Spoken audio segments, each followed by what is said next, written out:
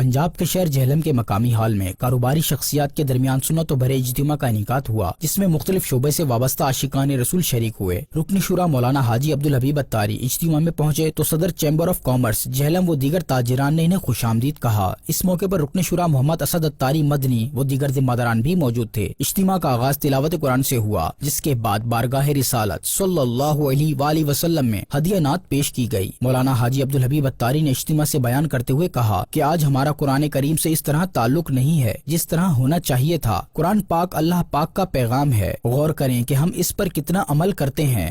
قرآن اللہ کا پیغام ہے، مومنوں کے نام ہے، لیکن ہم اللہ کے اس پیغام کو کتنا ایکسٹریکٹ کرتے ہیں، کتنا پڑھتے ہیں، کتنا اس سے فائدہ اٹھاتے ہیں۔ کبھی ہم نے غور کیا، حدیث پاک میں آتا ہے وہ دل ویران ہے جس میں کچھ قرآن نہیں ہے۔ اب بتائیں نا ہمارے دل میں کتنا قرآن ہے۔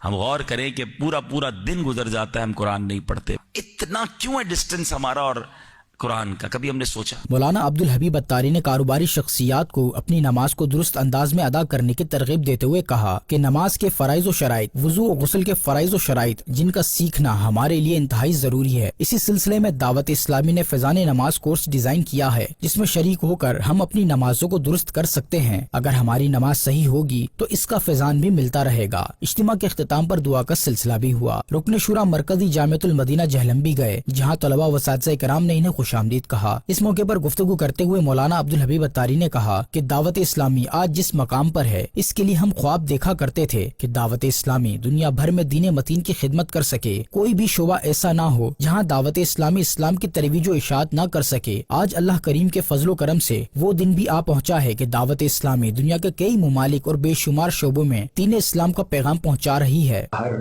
محنت کا ایک وقت ہوتا ہے جس میں بڑی اسٹرگل کرنی پڑتی ہے، راستے کھولنے کے لیے کوشش کرنی پڑتی ہے، اور پھر اللہ کی رحمت جب شامل ہوتی ہے نا تو پھر یوں سمجھیے کہ ایک خوبصورت نتیجہ سامنے آنے لگ جاتا ہے، نتائج اور کامیابیاں ملنے لگ جاتی ہیں۔ آپ اس دور میں مدنی بن رہے ہیں، آپ اس دور میں دعوت اسلامی کی ذمہ داریوں پر آنے والے ہیں، جو دور دعوت اسلامی کے لیے بڑی آسانیوں کا دور ہے، اور ہر گزرنے والا دن جو ہے وہ الحمدللہ ہمارے لیے نئے یوں سمجھیے کہ دروازے کھول رہا ہے، نئے ممالک میں کام شروع ہو رہے ہیں، جدھر جاتے ہیں لوگ مدنی مانگتے ہیں، امام مانگتے ہیں، مبلغ مانگتے ہیں، اور ہم جہاں جاتے ہیں وہاں اس کے بعد ہمیں ضرورت آپ ہی کی پڑتی ہے۔